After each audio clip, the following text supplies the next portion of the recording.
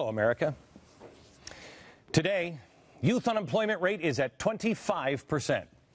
Many young Americans graduating from high school or college are returning to live at home because they can't get a job. Employers report that they are now having a hard time filling open jobs because young adults just don't have the skills they need. They report that many recent hires require significant training just to get them ready to work, just to get them to show up on time, to get them to learn from mistakes. Hey, I've never had to learn from mistakes. Oh, that Johnny, 2 + 2 is 7. Good job. Is that wrong? Well, no, it wouldn't say wrong. Yes, it is, Johnny. Learn from your mistake. Employers now can't find a way to get people to be more productive. We have to train the new recruits to be more productive. Skills that any worker needs to know have been lost. Today's young adults don't know it. So what are we doing as a nation? What's the government's response to all this? What emergency action is being taken from offices just like this to immerse our kids in a world of work, to get them ready to participate in our economy? Create incentives for employers to set up apprenticeship programs? That's a good idea, huh? No, we're not going to do that one. I know. Force schools to focus on labor market skills. No, it's this room. It's Washington. How about we strengthen after-school programs so students can work closely with local entrepreneurs? No, again. You had me with the after-school program, but then remember it's Washington. Can't put an entrepreneur in there. We are seeing instead a different government approach, the one we should have seen coming long ago. The government is sending out armies of enforcement officers, not to force kids into school. No. Instead, to shut down lemonade stands and bake sales. Yeah. You remember when you tried to sell this in your neighborhood? I mean, how much money did you make? Kids in the summer setting out tables. We're not talking teenagers. We're not talking, 20-somethings. We're talking 6, 7, 8, 10. Trying to sell lemonade to raise money for charity or for a school trip or just because they want some extra spending money. The government shutting them down. In Massachusetts, they have banned bake sales at school during the day, and they're working on stopping those evil bake sales in the evening as well. Last time I checked, bake sales help put students in uniforms for their track team or football team. Last time I checked, bake sales help pay for textbooks or actual running of the schools. It also taught kids the value of hard work, and it brought communities together. In Appleton, Wisconsin, 9-year-old Lydia Conan and her sister Vivian, they ran a lemonade stand during a local car show. It wasn't a real big moneymaker for the two of them. In fact, they brought 2 friends in, and the 4 of them would make $100 between all 4 of them. Well, the vendors inside of the car show, they complained. They didn't want to compete with a bunch of cute little kids. That's $100 after all. So what did the city council do?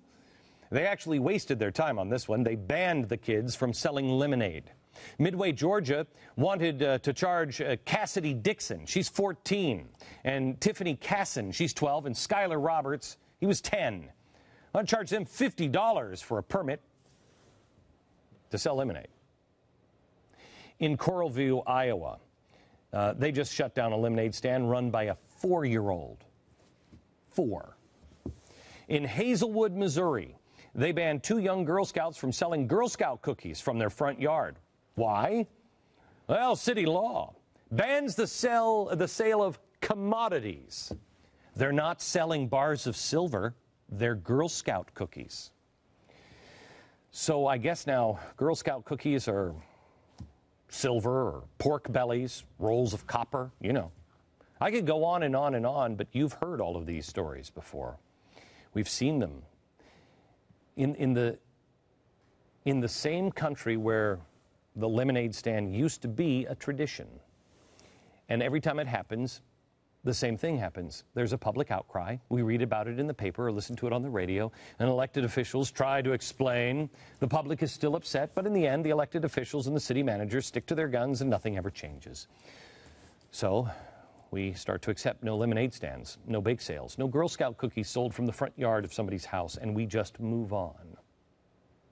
But I wonder how much more territory is the United States of America going to give up? I wonder, what are American kids learning now about work and about entrepreneurship and the leering power of powerful offices like this one? What are we teaching our children? Unfortunately, America, here's what I fear. Our kids are learning, first of all, that if you want to make money, you need the permission from someone who sits behind a desk and has a flag behind it. They're learning to be passive. Our kids are learning, second, that if you want to make money, you need to pay powerful people first. So they're learning about coercion and bribery. Our kids are learning, third, that if you want to make money, you need to have money. You don't have $50? Well, son, come back when you do. They're also learning about oligopolies. Our kids are learning, fourth, that if you want to have a business, you better not let your neighbors or your friends see. They might call the cops. They're learning about rent-seeking and NIMBYism. Not in my backyard. Is this what we want to teach the youth of America? These are awful lessons to learn at any age. And now we're beginning to see the effects. We have a generation of young Americans who have been raised to be passive and powerless, to stand silently and mute and at the mercy of an all-powerful government. They don't even know how to work. Why are we surprised that when they graduate from school and enter the workforce, they are utterly unprepared?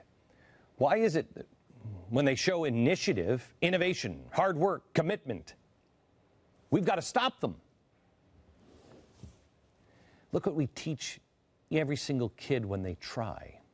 We shut down their bake sales, we shut down their lemonade stands, we shut down their Girl Scout cookie tables in their front yard. We're not even giving our kids a chance to learn how to work, how to sell, how to invent, how to dream, how to do, how to have some initiative. We actually try to drum it out of them at a young age. I'm not suggesting that we push our kids into, sweatshop lemonade stands. But shouldn't we be encouraging them to learn, to try, to have fun, to open up their minds? Give it a whirl, see what happens. But isn't that really what having a lemonade stand is? A lemonade stand's never going to put, Country Time Lemonade out of business. It's never going to spoil the environment. It's not going to be Walmart. It won't ship jobs overseas. It's fun. It's about learning. It's about trying something new. It's what our children are supposed to do. I thought about this for a while, and then I thought, I wonder maybe by putting these kids out of business, we are teaching them a lesson that they do need to know. I mean, think about this. Aren't business leaders around the country complaining about how hard it is to deal with the government these days? Aren't they afraid of the power of government litigation and regulation? The risk that one day a man in a suit with a government badge will just come in and shut you down.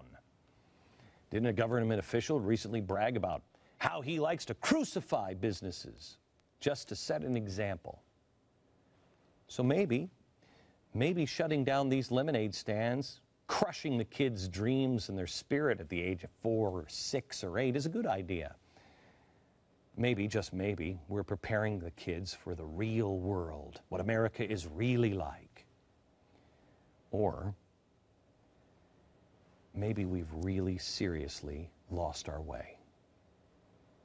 Maybe we could stop this one thing. On June 13th, I want you to join me.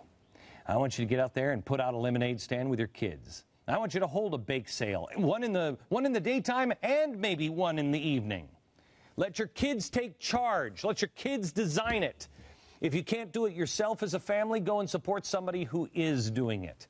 If you can't do it yourself and you see somebody with a Restoring Love banner over their lemonade stand, I know I drive by them every time.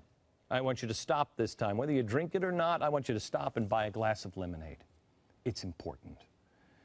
We don't have to let our kids learn all the wrong lessons about what it means to be free. We are better than this, America. And so are our kids. They deserve much more. Thanks for watching. May God bless you, and may God bless the Republic.